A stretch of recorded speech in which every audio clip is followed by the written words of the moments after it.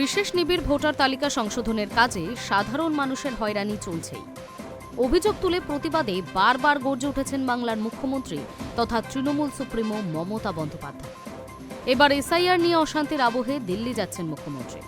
তবে নির্বাচন কমিশনে যাবেন কিনা তা এখনো স্পষ্ট করেননি। সোমবার সাধারণতন্ত্র দিবসে লোকভবনে রাজ্যপাল সিভি আনন্দ বোসের আমন্ত্রণে চা চক্রে যোগ দিয়ে দিল্লি যাত্রার কথা জানিয়েছেন মুখ্যমন্ত্রী মমতা বন্দ্যোপাধ্যায়। আগামী মাসেই তার দিল্লি যাওয়ার কথা শোনা যাচ্ছে। যে সময় মুখ্যমন্ত্রী দিল্লি যাচ্ছেন তখন সংসদে বাজেট অধিবেশন চলবে। তাই অধিবেশনে তৃণমূলের সংসদীয় দলের ভূমিকা কি হবে তা মমতা ঠিক করে দিতে পারেন। এসআইআর আবহে মুখ্যমন্ত্রী নিজে দিল্লি যাওয়ার কথা বলতেই চর্চা শুরু হয়েছে।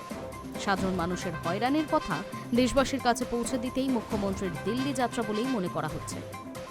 এর আগে এসআইআর প্রক্রিয়ায় আমজনতার হয়রানির প্রতিবাদে পথে নেমেছিলেন মুখ্যমন্ত্রী মমতা বন্দ্যোপাধ্যায়, অভিষেক বন্দ্যোপাধ্যায় সহ দলের শীর্ষ নেতা, মন্ত্রী, জনপ্রতিনিধিরা। তাতে সামিল হন সেলিব্রিটিরাও।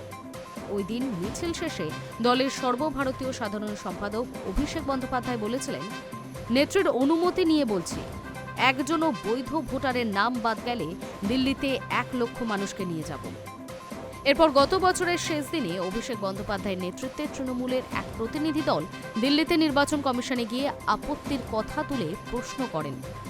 কিন্তু মুখ্য নির্বাচন কমিশনার জ্ঞানেশ কুমার সেই সব প্রশ্নের জবাব দেননি বলে পরে সংবাদ মাধ্যমে দাবি করেছেন অভিষেক। এদিকে এসআইআর-এর কার্যপদ্ধতির জটিলতা ও অমানবিকতার অভিযোগে মমতা বন্দ্যোপাধ্যায় মোট 5টি চিঠি লিখেছিলেন জ্ঞানেশ কুমারকে। কোনো চিঠির জবাব আসেনি। তাই এই সফরে তিনি সরাসরি কমিশনের দপ্তরে গিয়ে জ্ঞানেশ কুমারের সঙ্গে দেখা করবেন কিনা সেই দিকেও নজর ওয়াকিবহাল মহলের। Hi news network.